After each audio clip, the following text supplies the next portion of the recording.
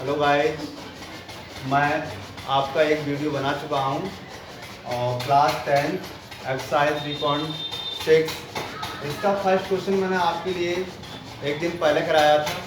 आज मैं इसका सेकंड क्वेश्चन आपको सॉल्व करा रहा हूँ और मुझे उम्मीद है कि आपके समझ में भी आएगा।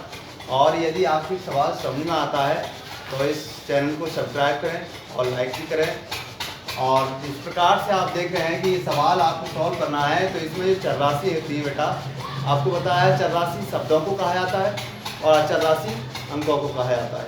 और कोई भी चर राशि अपॉन में होती है तो उसे हम सरल नहीं कर सकते। चर राशि को इंग्लिश में वेरिएबल कहते हैं और वेरिएबल का ये रेसिप्रोकल रूप है, इसको सरल नहीं किया जाता। तो उसे रेसिप्रोकल के लिए हम उसके स्थान पर सब्स्टिट्यूट कर देते हैं। कहने का उद्देश्य है उसके स्थान पर प्रतिस्थापित कर लेते हैं। जैसे कि आइए हम मानते हैं, मान 1 अपॉन, इस समय x किसमें अपॉन में है तो मैंने मान लिया 1 upon under root x equal x a माना, और 1 अपॉन y है तो यहाँ पर 1 upon under root y equal मान लिया मैंने 3। इस प्रकार से आपको एक सब मानना होगा बेटा। जैसे मैंने यहाँ 1 माना है, 1 बटे अंडर रूट x बराबर a माना है, ना कि मैंने 2 के स्थान पर माना है, तो मुझे 2 का 2 रेस लेना होगा। 2 जो आ गया, कहने का मतलब है सेम संख्या को लिख देना है। और सेम संख्या लिखने के बाद हमारे पास बचा क्या, 1 upon root x। 1 upon root x के स्थान पर मैंने क्या माना है a, तो मुझे a लिख देना है। a लिख दिया मैंने। a लिख देने के बाद आप देख रहे हैं कि फिर साइन हमारे पास प्लस का है, तो मैंने प्लस का साइन लगाया। प्लस का साइन लगाने के बाद 3 लिख देंगे, क्योंकि मैंने 3 के स्थान पर कुछ नहीं माना है। उसके बाद मेरे पास क्या लिखा हुआ है, अपॉन में लिखा हुआ है रूट y। रूट y के स्थान पर किसका माना हमने, b माना है, तो मैंने b रख दिया है। फिर इक्वल में क्या है 2, तो 2 रखते हैं। अब इस प्रकार से आपका समीकरण हो गया 1। इस प्रकार से समीकरण 1 प्राप्त हुआ। समीकरण 1 प्राप्त होने के बाद बेटा दूसरा समीकरण मानेंगे। दूसरा समीकरण में देखा है यहाँ पर 4 लिखा है और 4 लिखा हुआ है, हमारे लिए 4 लाना है। 4 लाने के लिए हमारे लिए देखिए 4 का 4 रख दिया। 1 अपॉन रूट है, 1 अपॉन रूट है, 1 अपॉन रूट इक्वल में क्या माना था मैंने, a माना था, तो उसे x के स्थान पर चर राशि के स्थान पर नई चर राशि a को माना है, फिर से मैं ये रख दूंगा। यहाँ साइन किसका है, माइनस का है, तो मैं माइनस का साइन लूंगा। फिर 9 है तो 9 लिख दिया। फिर अब हम क्या आ गया, रूट y आ गया। रूट y के स्थान पर मैंने माना था अभी क्या v, तो फिर से v रख देंगे। इक्वल में क्या आ गया 1। आप जैसा कि सीख चुके हैं कि आपने देखा 2 का 2 रख दिया है मैंने, अपॉन में रूट x है, तो रूट x के स्थान पर मैंने a माना, तो मैंने a लिख दिया है। प्लस का साइन आ गया है, 3 का 3 आ चुका है। और अपॉन में बाय है रूट में, अपॉन में बाय रूट के बराबर मैंने बाय b माना है, तो मैंने b। इसी इक्वेशन के आधार पर आप सेकंड इक्वेशन देखेंगे। 4 का 4 ये लिखा हुआ है। आप देखेंगे रूट 1 अपॉन रूट x है, 1 अपॉन रूट x बराबर मैंने a माना, a रख दिया। उसके बाद में माइनस का साइन है, मैंने माइनस का साइन लिख दिया और फिर 9 का 9 लिख दिया। फिर आप देख रहे हैं कि यहाँ पर बाय आ गया, बाय के स्थान पर मैंने b माना, फिर से b रख दिया और इक्वेशन ये हमारी हो गई सेकंड। इस इक्वेशन को हम समीकरण भी कहते हैं बेटा। इस समीकरण को हम विलोपन विधि से हल करेंगे। विलोपन विधि से हल करते हैं तो हमारे लिए एक बात का ध्यान देना होगा कि इस विलोपन विधि से सरल करेंगे तो एक वेरिएबल हमारा समान होना चाहिए, एक चर राशि एक गुणांक बराबर होना चाहिए। मैंने देखा ये चर राशि b 9 है, ये चर राशि b 3 है, यहाँ पर भी 9 होना चाहिए। तो आप जानते हैं बेटा यहाँ 9 बनाने के लिए कितने से गुणा करना पड़ेगा मुझे, 3 से। तो मैं यहाँ 3 से गुणा करूंगा समीकरण 1 में, तो लिख दूंगा। देखिए समीकरण 1 में 3 से गुणा करने पर, गुणा कर देंगे बेटा।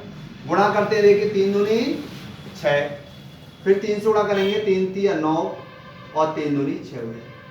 समीकरण का नाम इसका 1 रख गया, इसका 2 रख गया, इसका तो 3 रखा ही गया। इसका समीकरण का नाम 3 रख दिया। 3 समीकरण नाम रखने के बाद इन समीकरणों में ये देखेंगे इनका साइन सेम है कि अलग अलग है। यदि इक्वेशन के सेम साइन हो तो वो समीकरण घटती हैं, और जिनका साइन अलग अलग हो तो वो समीकरण जुड़ती हैं। तो बेटा इसको जोड़ देंगे हम, क्योंकि यहाँ पर ये माइनस का है 9 और यहाँ पर प्लस का है, तो इन दोनों का सेम है क्या, गुणांक हमारा। b का गुणांक जिसका सेम है वही समीकरण जोड़ सकती हैं। तो इसका समीकरण का गुणांक b का 9 है, इस समीकरण का गुणांक 9 है, तो इसलिए ये दोनों समीकरण जुड़ जाएंगे। ये समीकरण है ये 2, ये समीकरण है 3, जोड़ के समीकरण 2 व 3 को जोड़ने पर आप जोड़ते हैं बेटा, 6a और 4a कितना हो गया, 10a हो गया। 10a लिख लीजिए। अब आप देखा कि ये 9b है माइनस का, ये 9b है प्लस का, जोड़ेंगे तो 9b में से 9b घटाओ, क्या बचा? कुछ नहीं बचा। अब आ जाते हैं बराबर। यहाँ पर 6 है, यहाँ पर कितना लिखा हुआ है? 1 लिखा हुआ। अब यहाँ पर जो 1 था वो माइनस का था बेटा क्वेश्चन में, तो यहाँ पर ये माइनस का आएगा, और माइनस का आएगा तो माइनस का 1 5 6 में 6 प्लस के 6 में से माइनस का 1 घटाओ, कितना बचेगा? 5 बचेगा। आप देखेंगे यहाँ पर हमारा 5 आया। आपको जरूर ध्यान देना है, यहाँ पर ये माइनस का है बेटा, ये गलती से आपका प्लस का लिखा। अच्छा, आपको देखो यहाँ ध्यान देना है, दूसरा रूल्स ध्यान देना है आपके लिए कि रूल्स ये है कि बेटा एक चर राशि है और एक अचर राशि है। चर और अचर के बीच में, यानी कि वेरिएबल और कॉन्सोनेंट के बीच में कोई साइन नहीं हो तो वहाँ मल्टीप्लाई का साइन होता है, गुणा का चिन्ह होता है, और जो गुणा में है दूसरे के बटे में पहुँचता है, यानी कि भाग में पहुँचता है।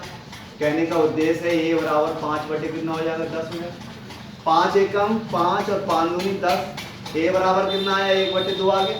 अब ए का मान आपने प्राप्त कर लिया, ए का मान प्राप्त कर लिया है। अब ए का मान समीकरण चाहे 1 में रख दो, 2 में रख दो, 3 में रख दो, किसी में रख दो, आंसर आपका राइट है। देखिए ए का मान समीकरण 1 में रखने पर, यहाँ रखना लिख दो चाहे प्रतिस्थापन लिख दो, आपका मन है। आप देखिए समीकरण 1 में यहाँ पर क्या लिखा है? 2, तो 2 का 2 आ गया, ए आया, ए के बीच में कोई चिन्ह नहीं है तो वहां गुणा का चिन्ह आएगा, और ए का मान कितना आया था? 1 बटे 2 आया बेटा।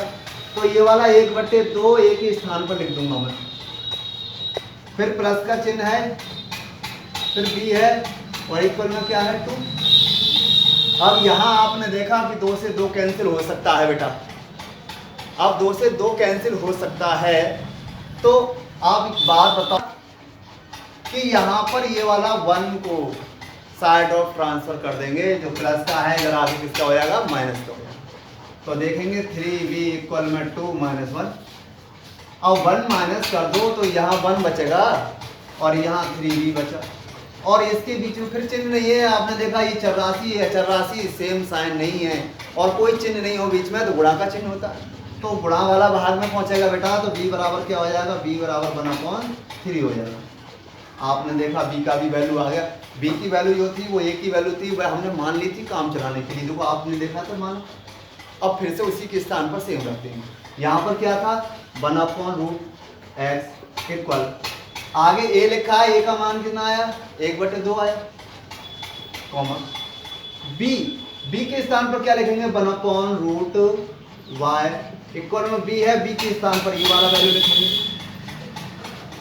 अब ये बताओ बेटा क्या इसके हर समान है? नहीं है ना, हर समान नहीं है तो तिरछी गुणा होती है, और तिरछी गुणा करेंगे तो 2 एकम 2 और √x एकम √x, करणी x कह सकते हो रूट के लिए। यहाँ पर 3 एकम 3 और y की गुणा करेंगे √y एकम √y, मगर y यहाँ पर आपने देखा कि किसमें है? रूट में है, रूट में नहीं होनी चाहिए बेटा, इसलिए इसे रूट से बाहर निकालना है। तो हमें दोनों पक्षों का क्या लेना होगा? वर्ग लेना होगा।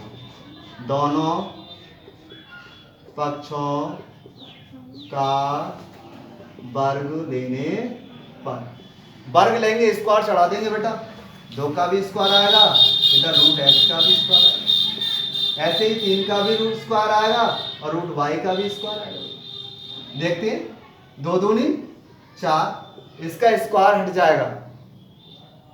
इसी प्रकार से 3 3 9 और इधर 22, ये x की वैल्यू आ गई, ये y की वैल्यू आ गई, ये आपका आंसर आ गया।